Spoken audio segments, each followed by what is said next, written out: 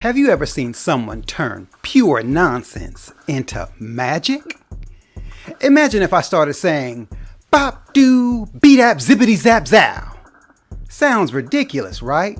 But what if I told you there was a woman who took sounds like that and turned them into some of the most incredible music the world has ever heard? That woman was Ella Fitzgerald, the First Lady of Song, the Queen of Jazz, and the original vocal ninja. But Ella's story wasn't easy. It started rough.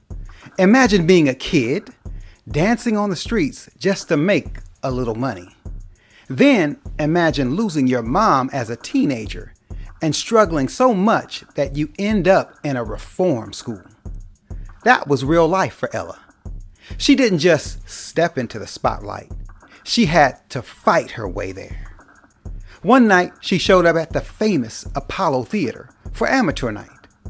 The Apollo was known for making or breaking dreams. Ella planned to dance, but right before she went on, she saw another act perform, and they were incredible. Instead of trying to compete, she made a last-minute switch and decided to sing instead. The moment her voice hit the mic, the whole crowd went wild. She walked in as a nervous teenager and walked out with people calling her the next big thing.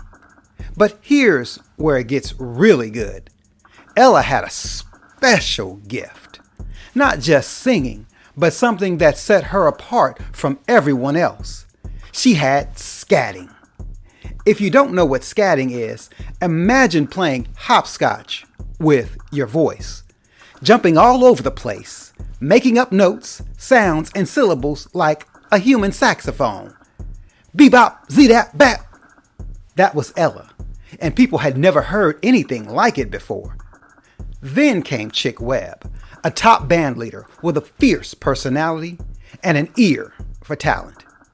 At the time, record labels didn't see Ella as the kind of glamorous star they were looking for.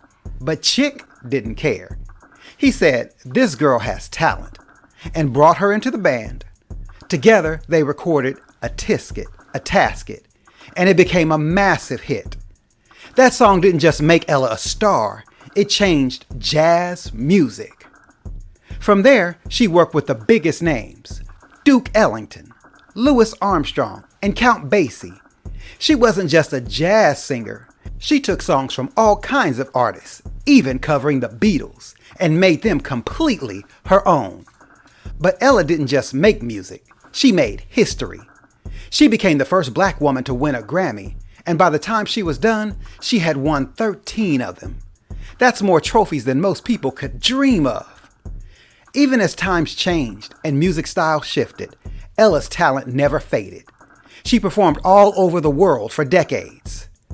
Later in life, diabetes affected her health, and she eventually had to retire. But her music, her voice, and her influence never left. She proved that real talent stands the test of time. So the next time you hear somebody say, "I can't do this," remind them of Ella. She didn't just survive, she thrived. If a shy girl who switched from dancing to singing at the last second could become a legend, who's to say you can't do something amazing too?